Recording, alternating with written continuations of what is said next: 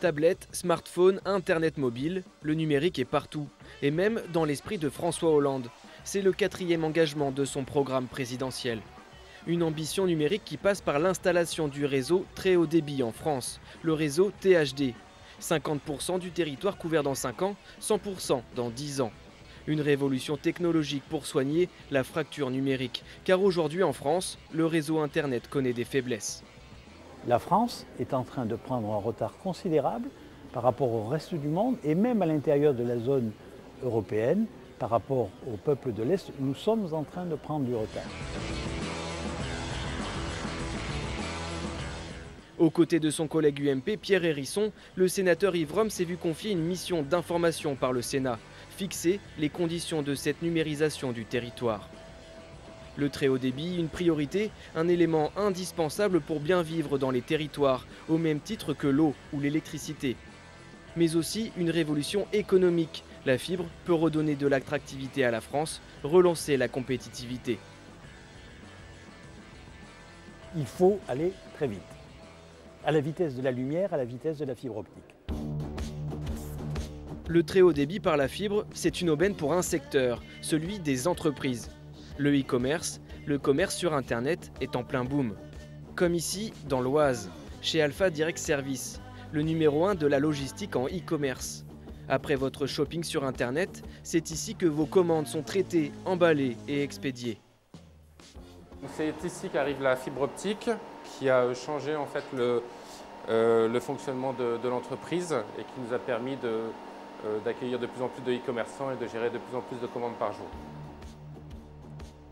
Et pour se rendre compte de l'impact du THD sur les communications de l'entreprise, visite du sénateur Rome. Ici, le volume de données est de plus en plus important. Grâce à la fibre, le chiffre d'affaires d'ADS a triplé.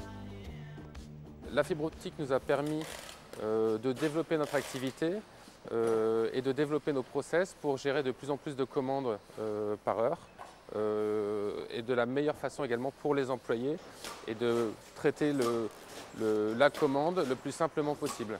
La fibre optique et l'optimisation des process en interne nous permet aujourd'hui de gérer plus de 9000 commandes par heure. Avant la fibre, c'était 100 commandes par jour, une véritable révolution.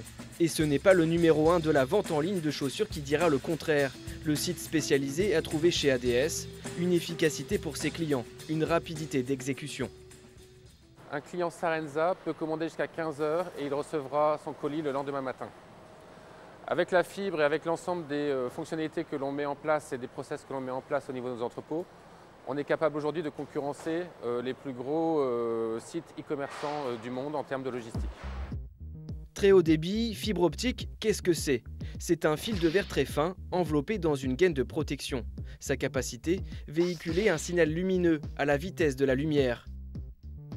La différence avec les anciens câbles, type ADSL, c'est le débit, 100 fois plus élevé sur des milliers de kilomètres. Aujourd'hui en France, on compte 250 000 abonnés à la fibre optique, quand certains pays ont déjà achevé leur déploiement. Et pour comprendre les enjeux, au Sénat, Yves Rome reçoit les acteurs de la filière. Aujourd'hui, il auditionne les fabricants et installateurs de fibres. On voit très bien le développement des réseaux fibre optique, des infrastructures à fibre optique et les services associés, les services très haut débit associés, comme un enjeu équivalent à celui de l'électrification de notre pays au début du XXe siècle. Alors, comme par ailleurs on fabrique des câbles électriques, on a un bon parallèle devant nous et on voit très bien comment se sont structurés les réseaux électriques dans les 50 dernières années et comment devraient se structurer les réseaux à fibre optique demain. Selon ces industriels, cette technologie est indispensable dans chaque foyer français.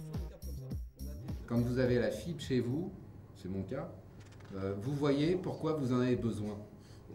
Tout simplement, vous arrêtez de vous disputer avec vos enfants, etc., pour savoir qui trafique, qui fait quoi, etc. Bon, ça, je dirais que c'est le petit bout de la lorgnette. C'est la vision déjà actuelle. Mais alors demain, on n'en parle même pas. Aujourd'hui dans le monde, juste derrière les leaders japonais et américains en matière de fabrication, les Français sont depuis longtemps prêts. Et il est vrai qu'en France, aujourd'hui c'était une ancienne usine Alcatel, l'usine de Douvrin aujourd'hui qui est dans notre groupe. C'est une usine qui a développé à l'époque plus de 300 brevets actifs. seulement sur la fabrication de la fibre et qui sont toujours actifs dans cette usine. Donc il y a un vrai savoir-faire et la France là-dessus est très très bien positionnée. Nous avons la maîtrise d'une technologie du futur.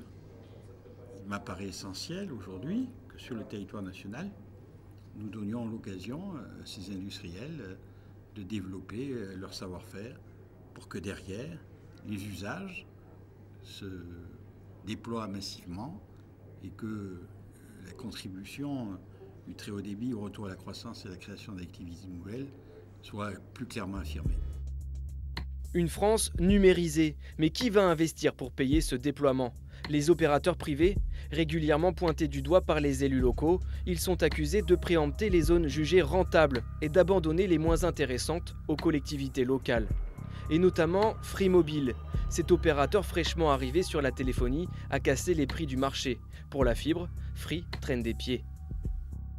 Il y a un appétit du public qui n'est pas colossal. Je ne dis pas qu'il n'y en a pas, je pense qu'il y a un effet de contagion positif qui se met en place et que quand la fibre commence à être disponible, elle attire, mais on n'est pas face à un raz-de-marée. Nous, notre vision est de se dire probablement la totalité du territoire, mais il ne faut pas forcément se mettre aujourd'hui dans un calendrier trop rapide, alors qu'on n'a pas encore vraiment tiré les leçons du déploiement de la fibre sur les zones denses et du déploiement de la fibre dans le schéma de co-investissement qu'on a mis en place collectivement en France et qui nous paraît un bon schéma. Donc les zones peu denses n'attirent que très peu votre attention en tant que futur opérateur. Scepticisme dans la salle.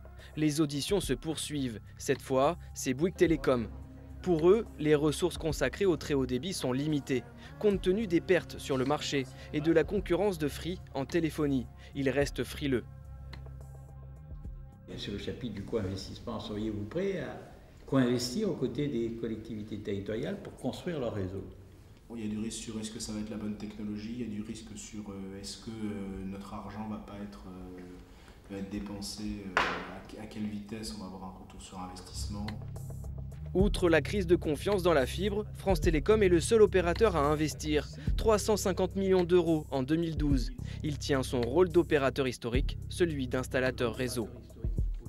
On a annoncé des intentions, on les confirme, et c'est tellement vrai qu'on est en train de le faire. Si vous voulez. Donc on a déjà signé 12 accords, 4 au niveau régional, Auvergne-Bretagne, Alsace, Champagne-Ardenne, 3 départementaux, Côte d'Or, Vosges-Yvelines, 5 au niveau agglomération communale, Grand Lyon, Grand Troyes, agglomération du Pays de Meaux, Auxerre, Montargis, une trentaine en discussion.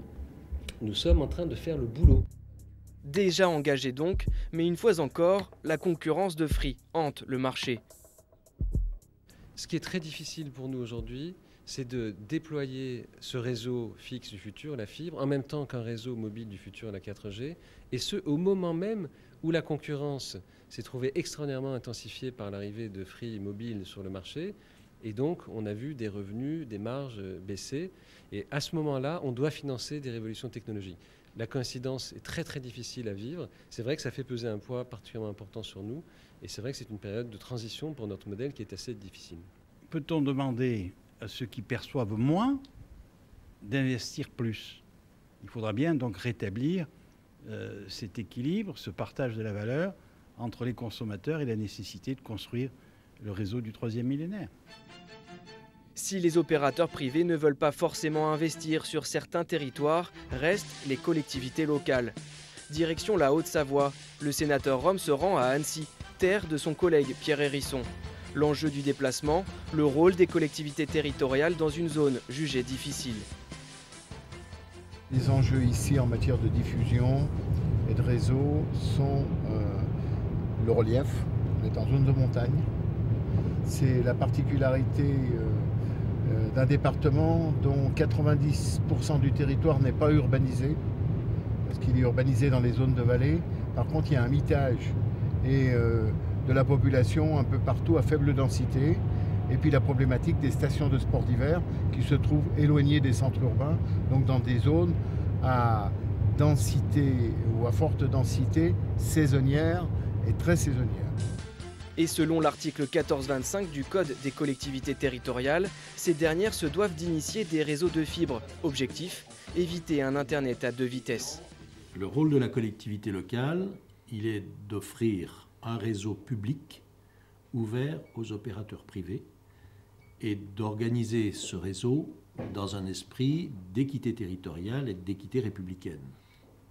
Je veux dire par là que nous n'avons pas, nous, pour vocation de construire un réseau et de le commercialiser, donc nous ne sommes pas en concurrence avec les opérateurs privés, mais nous avons vocation à créer des réseaux là où l'initiative privée, pour des raisons d'équilibre économique, n'est pas en mesure d'assurer la desserte.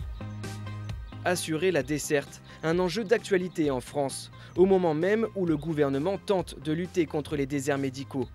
La couverture numérique par la fibre peut être une des solutions. À Beauvais, le sénateur Rome visite le centre hospitalier. Ici, une cellule de télémédecine s'est installée. La fibre, elle permet l'amélioration de la prise en charge et du suivi médical, avec une création originale, le dossier patient territorial. Là, nous sommes devant un écran informatique. Voilà, donc en fait, c'est un chariot mobile qui est utilisé dans les unités de soins. Via nos connexions fibre, on accède directement à l'hébergeur qui est physiquement d'ailleurs sur Toulouse. Et qui vous renvoie les données médicales du patient. Tout à fait. Ah oui, c'est une belle réactivité. Un instant T, on a toute l'histoire. Aujourd'hui, avec cet outil-là, l'ensemble des informations sont disponibles. Traçabilité, réactivité, pour tout ça, il faut du débit. Et si vous n'avez pas les petits tuyaux montants et descendants qui font passer les informations, eh bien, il y a des pertes en ligne, des pertes de temps et peut-être des soins beaucoup moins adaptés pour la personne qui va en bénéficier. La télémédecine, une révolution. Dans cette salle, le THD ouvre à la téléconsultation. Elle limite le déplacement des patients fragiles, mutualise les ressources médicales et permet une prise en charge plus rapide dans les cas les plus graves. Il y a un certain nombre d'instruments qui sont disponibles dans la salle d'examen, une caméra manuelle qui permet de bien visualiser les différentes parties du malade. On peut y avoir un stéthoscope qu'on peut placer sur le patient et avoir un retour ici. L'auscultation cardiaque fait encore partie de l'examen clinique cardiologique et sur ces données-là, on peut déjà travailler. Que ce soit bien entendu pour les loisirs, mais que ce soit encore davantage pour l'éducation, la santé, la compétition économique. Bref, ces zones qui aujourd'hui ne sont pas rendues éligibles au bénéfice des débits suffisants pour les échanges se sentent stigmatisées. C'est pour cela qu'on parle de plus en plus de la fracture numérique des territoires. Il en coûtera 20 milliards d'euros à l'État pour couvrir le pays de fibre. En période de restrictions budgétaires, c'est une enveloppe importante promise par François Hollande. Dans leur rapport, les sénateurs Rome et Hérisson préconisent une arrivée en force de l'État. Pour eux, l'Hexagone est en retard, le constat est alarmant. Mais faut-il parier sur cette fibre ? Dans 10 ans, date hypothétique de la fin du déploiement, la fibre ne sera-t-elle pas déjà obsolète ?